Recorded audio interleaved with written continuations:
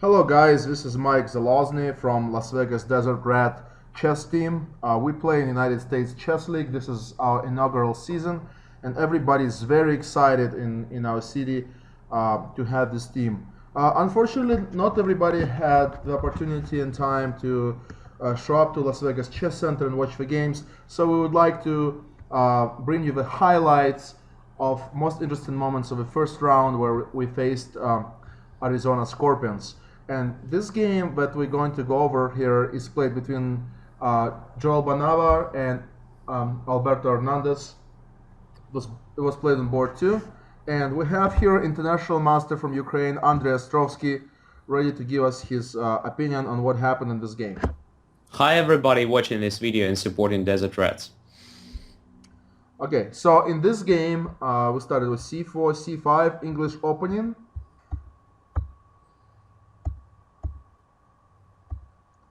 And this is the first interesting moment in the game. Yeah, knight goes to h6, looks like an odd route, however it's quite logical because knight goes to f5 to control d4 square, which is quite important because white wants to play d4 himself, so black just wants to prevent it. That's great. 3 e6, d3, and here black played h6. h6 just to prevent bishop g5 because at some point it could be not very pleasant to meet this move because after bishop g5 queen has no a pleasant square to play, and maybe this forces black to play f6, which is also limits the activity of the bishop g7, so I think h6 has a good background, a good idea behind. So here's the first move that's very important for any of you that like playing English opening. Bishop d2, the idea is to protect the knight on c3 and to play rook b1 and free up the b pawn to be pushed to play b4, b5, to expand the queen side, to gain some space and try to break through on that side of the board. So here black could have played d5.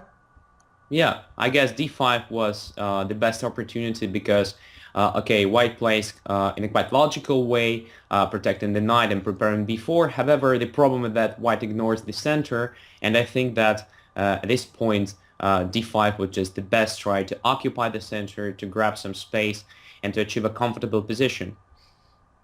Because, for example, if somebody afraid of making such a move in a so early stage of the game, for example, afraid meeting kind of e4 move. So here I have to say that e4 doesn't work because we just take on e4 and occupy d4 square, and black achieves a perfect position. So I think d5 was worth doing.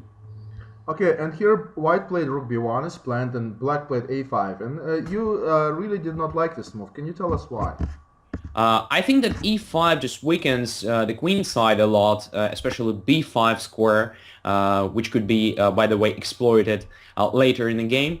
So it is a very responsible move, and I think that it is quite dubious from this point of view, because it stops b4 just right now. However, it doesn't stop b4 forever, so sooner or later white will open up the b file and the weakness of the b5 square will be quite critical.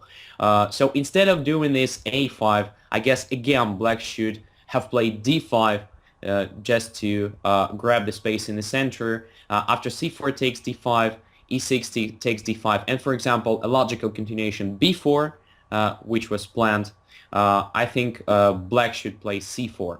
I can't see anything wrong with this idea because pawn on c4 is well protected. So even if white takes on c4 twice, we have bishop e6 to complete the development and to protect the c4 pawn. So I think black has good perspectives here. Okay, sounds good. Knight e1, knight f e7, and you and I discussed offline just for the club players. But you should not trade your bishop on g2 for the knight on c6. That would be a huge mistake here. The bishop on g2 is a very powerful piece that holds everything together, and it's a very, very good piece for white to have here. So knight e4 attacking the c5 pawn. Black plays d6 to protect it. Knight c2, preparing b4.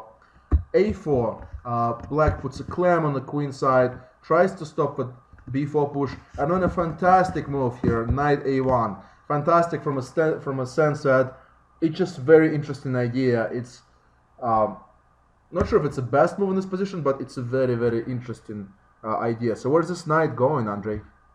I think there is a preparation of an attack against a4 pawn. So white intends to play knight c3 next move, just attacking a4, forcing the queen to occupy not very pleasant square on a5, then on a7 and b8 finally, it happened later in the game. And also, after white will play b4 or b3 sooner or later, this knight from a1 anyway, will be activated through b3 or again through c2 and so on. So actually, basically, white's idea is just to prepare the activation of a queen d1. So white wants to play b3. It was possible immediately. However, white wants his queen on b3, not the rook. So looks interesting. Got it. So now the a4 pawn is hanging. It needs to be defended. Black defends it with queen a5, e3. So that move kind of stops the idea of playing f4. Queen a7. So this queen was traveling quite a bit here. Now knight b5. The pawn on d6 is hanging. So queen came to b8. Bishop c3, offering a trade. And this trade would be really bad for black to make because trading the g7 bishop would really weaken the king side. So black plays e5 here to stop the trade. b4 takes, queen takes, and here bishop e6, and white plays an excellent move f4, which is both an attacking and defensive move, right? Yeah, that's right, because it is a typical reaction here for white in such a pawn structure, because black's main active plan is to play moves like g5, h5, f4, grabbing the space on the king side, and this f4 just stops this plan. That's why maybe it was worth doing g5 instead of playing bishop e6, I think, because, okay, bishop e6 looks like a developing move, however, there is no useful work for the bishop on e6. Instead, it was really necessary for black to do something on the king side to achieve at least a bit of counterplay there, I think, because black remains very passive. So g5 looks interesting. However, even after g5, white could play and should play, I guess, f4. So even after g5, it looks like a very clever move. Okay, so f4, queen to d8, queen b2. So now the e pawn cannot move. So Alberto overprotects protects the bishop. So he could take on f4 if needed. And now knight comes alive to b3, b6 defending that c5 pawn. And here you and I were looking when we were looking at this game. E4. I don't know if it like 100% works, but it looks interesting. And the idea is, of course, if white makes a mistake of taking on e4, you have bishop takes c4, forking the rook on f1 and knight on b5. So why not e4 here? Because of simple bishop takes g7 first, rook takes g7. Okay. And now queen goes to c2, just protecting d3 pawn and c4 pawn at the same time, so e4 pawn is hanging. Black doesn't have d5 here because of c5 weakness, so c5 is hanging. So black is forced just to take on d3. And after it happens, queen takes on d3, controlling d5 square, attacking d6 pawn, and it's really hard to protect it. Once again, if black's pawn d6 moves, then pawn on c5 is hanging. So looks like white has a great advantage here. Okay, so b6. After b6, as we can see, c5 is protected, so e4 idea exists. But that's why maybe white played rook d1 just to prevent it.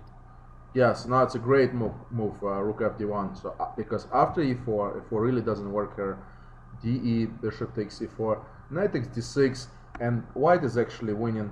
The rook, sorry, maybe take on g7 first. It doesn't really matter, I think. So. Yeah, but here the overwhelming advantage for white because of this knight takes d6 move. Bishop is hanging. When the bishop moves away, knight takes f5. Attacking the queen, attacking the rook on g7. So the idea of playing e4 was shut down here. So black played rook b8, removing the rook from the diagonal, so unpinning the knight, and a4. And you and I really like this move. This move is very subtle. The idea is that white is preparing the d4 central push, and after black takes the c4 pawn, the knight on b5 is protected, which allows white to do other things in the center of the board. And it takes someone who really understands the position to make a move like a4. Very good move. So now black, you told me earlier here that here possibly was a last chance for black to play something active, such as move g5 here and try to organize something on the king side. Yeah, well, I'm not sure it works perfectly for black because white still has this d4 idea. However, it was at least active because I guess main black's problem in this game is a passive play. So black's position remains passive for a long time. It was the last chance, I think, to play g5 and to try to do at least something. Yeah, so notice how white prepared the next move, the d4 push. He got two knights covering the d4 square, the pawn on e3, the bishop, the queen. So he really prepared this move. And now, of course, he's threatening d5, winning the piece. So black is forced to take on d4. And when this happens, the center opens up, all the diagonals open up. The d6 pawn is really weak for black. And white has more space. White has much better piece activity. And feels like white has a really big advantage here. After bishop takes d4, white is offering the trade of bishops. If black take on d4, then just queen takes d4, and the d6 pawn cannot be defended because it's attacked 3 times, so black cannot trade. We take on c4 here, and here is a fantastic tactical move. Knight takes d6. The knight cannot be taken because of bishop takes g7. The queen is attacked, and the pawn on h6 is gonna fall, and white is gonna win the game. So here pretty much yeah, this black has queen c5 check. Fortunately for him, I said white's gonna win the game, but my bad, I guess, here. So this is the only try. Queen c5 check, bishop d4, queen a5. Okay, so now should we take on b6? Yes, of course, why not? But also, if we take on b6, this bishop appears pinned for some time. So maybe it's better just to centralize it, just like Banawa did in the game. So bishop e5, attacking the rook. And we can see the problem. So in a sense of material, position is balanced. However, if we try to compare activity of the pieces of both sides, we can see that white's pieces are much more active. So every piece is just much more active if compared to its counterpart. So here, yeah, white has the biggest advantage. White has is the advantage of 2 bishops and the activity of pieces, of course. So white refuses trade of queens, and here starts chasing the queen a little bit. Both players were in severe time trouble here. So the time control was game in 75 was the 30-second increment. So they made a few moves trying to get some time added here, and here. I think black actually blundered. This was a decisive mistake. Bishop d6, another really strong tactical shot where both rook on e8 and queen on b4 is attacked, and there is no way to defend both. So after rook takes e1, very nice intermediate move, rook a8 check. Black is forced to go to h7. Bishop takes b4. Now the rook is hanging. Rook b1, and now very precise bishop c3, threatening rook h8 mate. Black finds an interesting resource which had a chance to work because of mutual time trouble. On 95, attacking the rook on a8.